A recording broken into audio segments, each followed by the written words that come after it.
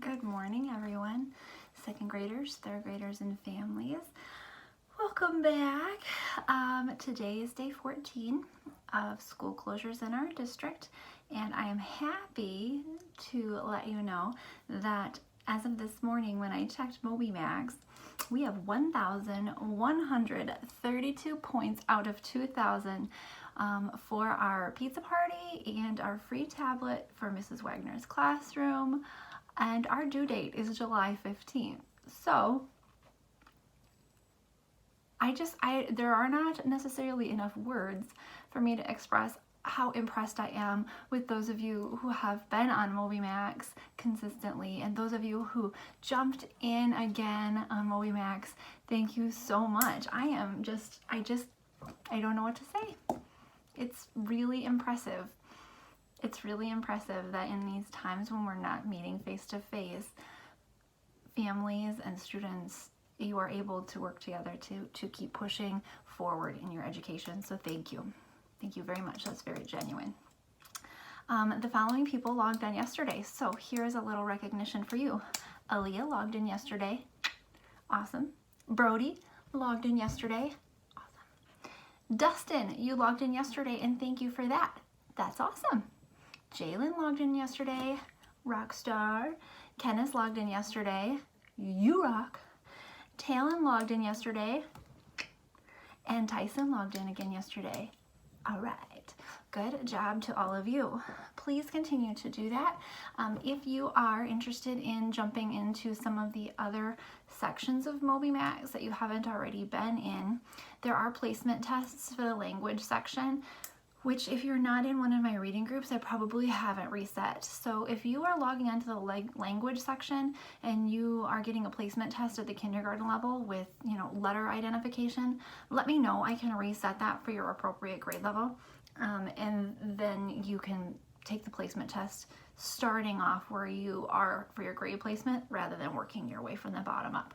So families, if you're noticing that students are getting work that is far too easy for them, let me know, because I can adjust the grade level that is the baseline for the placement tests. So that's that. Those of you who are in second grade writing centers, don't forget you have a packet of suggested journals from the homeroom teachers. There is a Friday activity. My challenge to you is to find out, what am I supposed to possibly journal about on Fridays? Second grade reading, don't forget about your LLI books, your leveled literacy intervention books, the little black and white copies that we sent home for homework. You can be going through those anytime, and that would be a great Friday activity for fluency. So reread something that you know really well, or go ahead and work with one of your family favorites. Families, feel free to let your child listen to you read. That is a great way for students to hear fluent reading. Good readers have been listening to other great readers, so that is perfectly acceptable. If you are in a math centers group, it is Friday, so it's Friday fun. Here are some suggestions of some things that you could be doing. So you can log on to Compass Learning and work in the math folder. You can log on to ConnectEd, Everyday Math, online games. You can work on ABC Yeah in the numbers section for me. You can be on MobyMax if you want to rack up some more points for us. That is totally fine and your choice. Don't forget the Extra Math Fact website. You can also be on there working, getting really speedy at some of your facts. If you are a family who wants to know where your child left off on fact practice with me, please let me know and I will take a peek. I have a chart in the classroom where I've been charting where they are in their fact practice. So usually those are a daily practice activity. If you want some hard copies, or if you want some screen captures or some files to print from home of our fact practice pages from third quarter, let me know, because I can certainly get those to you. Cool Math Games is a choice, students. If you wanted to just do offline things with your family, you could play Top It with cards. You take 2 cards, flip them over. You can either add those cards together or you can multiply them together, and the person with the highest total score gets all the cards for that turn. You can play Yahtzee if you have a Yahtzee game in your house, that would be fine. The Uno game would be a great one to play. Even just Go Fish. Do you have these numbers? Just to keep your brain juices flowing. Solitaire is another great game for strategy and sequencing. Really, any strategy games are good problem-solving activities. You might not think that Jenga is a good math review game, but it is, because you're working with three-dimensional shapes with your children. You're working with problem solving and strategy. So feel free to think outside of the box, because math is so much more than calculation. So boys and girls, that is a choice for you. Now, if you're in a reading group, feel free to stick around. We've been reading Firefighting Heroes with my 3rd grade group, and I have a new guest up here. That's not Willie, that's Obi. Who is Obi? Well, Obi is a cat that we adopted from the shelter right before we were told that we were safer at home. So we have a new cat. His name is Obadiah. My son named him Obadiah. I know it seems strange. There's a whole backstory, but I won't bore you with that. So that's Obi. He's settling in. Firefighting Heroes. So if you are not interested in finding out how this particular expository text ends, have a great day. Thanks for stopping by. If you want to stick around and find out how this story ends, that would be fabulous too. We left off on chapter 2. Firefighters at work. Remember, expository text is nonfiction. The writer's purpose for expository text is to inform. They want to teach you something. Our essential question for the week was, how do teams work together? Chapter 2. There are now more than 30,000 fire departments in the United States. Most of the fire departments have volunteers.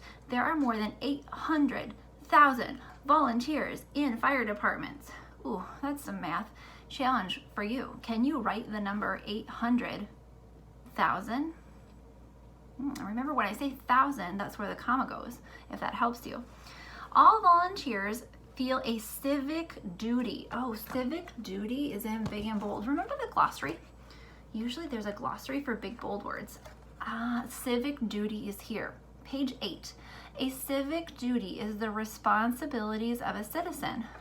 A civic duty that's happening very soon and right now for some people who are doing it absentee is voting.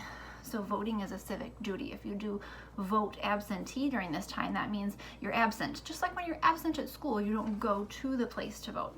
So another little piece of social studies there. They volunteer so that they can help the people in our community. And I have a very action-packed photograph here with labels. Do you see them? So it says we've got the high pressure hose and firefighters. Let's catch the caption. Today's firefighters use modern equipment, including high pressure hoses to fight fires. Awesome. Let's continue. Firefighters work in teams. There is usually a captain in charge. Firefighters must learn many different jobs. They learn to drive the fire truck, hook up hoses, set up ladders, and enter burning buildings safely.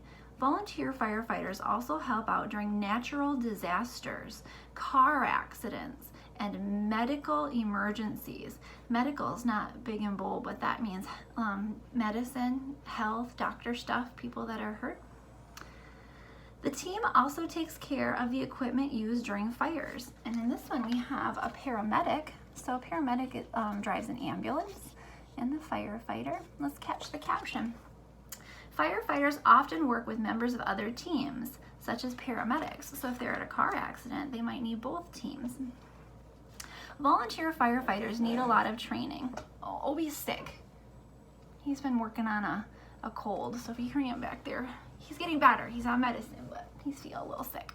Volunteer firefighters need a lot of training. Volunteers need to know all about fire safety. They have to crawl through small spaces. Volunteers need to move heavy ladders. Volunteers have to carry hoses up and down many flights of stairs. Volunteers must also be able to carry a 180-pound person. That's a requirement to be that strong. Cough it up, buddy. He's working on it. Firefighters wear protective gear and carry heavy equipment. Here's another picture of their gear. It looks kind of scary, but that's to keep him safe as a respirator. so that he doesn't inhale all the smoke. So it says protective gear, protects him from the smoke. Chapter 3, safety in the home. One of the firefighters' jobs is to teach people about fire safety and fire prevention. Keep reading to learn about keeping safe in a fire. Will do. Escape. That's the heading. Remember, a heading is going to tell you what to expect. Talk to your family about the best ways out of the house, especially at night. Choose a place away from the house to meet. Choose someone to count people to make sure everyone is out of the house. Call the fire department as soon as possible and make the call outside of your home, so don't stay inside to call. There's a really great text feature here. Can you guess what it is? Look at the words. Stop, drop, and roll. I bet you've heard that before. If your clothing catches fire, drop to the floor and roll over to put out the flames. So you wouldn't think that that would work, but fire can be smothered because it needs oxygen. So if you're rolling around, you'll smother it out. High-rise buildings, that's another heading. If you live in a tall building, find out where the nearest fire exit is. Make sure you can get there in the dark. When you leave the building, stay out. If you think anyone is still inside, tell the fire department. They're the trained professionals, so if anyone's going to go back in and have a better chance of saving someone, it's the trained professionals. Don't risk yourself. That's the rule there. Smoke alarms. That's another heading. That's a text feature for informational text. A working smoke alarm can tell you there is a fire. A smoke alarm can save your life. Make sure your home has one. Change the batteries every 6 months. That's a good tip because sometimes I forget to check until it starts beeping at me that they're low. Okay, so we have the stairs on the high-rise building labeled in the photograph, and we have the alarm and the smoke there. Stop and check. Oh, okay. What are some things to remember if there is a fire in your home? What do you think?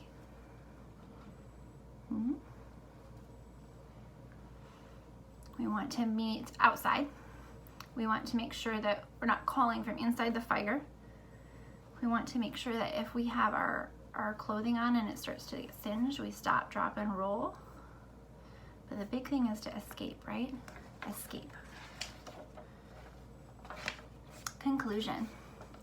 Teamwork helps protect the community from fires. Today, many people have busy lives. It can be very difficult for people to find time to volunteer for services such as firefighting. Even so, the work of volunteer firefighters is as important as ever. Got a great picture here. Look at this guy. The caption says, firefighters teach people of all ages about fire safety. Awesome. So we have a 13-minute video already. In these leveled readers, there are also some questions. Maybe next week we'll have time to get into those with another book, but for this week, I think we've done plenty. Thank you for sticking around. Thank you for reading with me. I hope you have a happy weekend, a fantastic Friday, and I'll see you again on Monday. Bye-bye.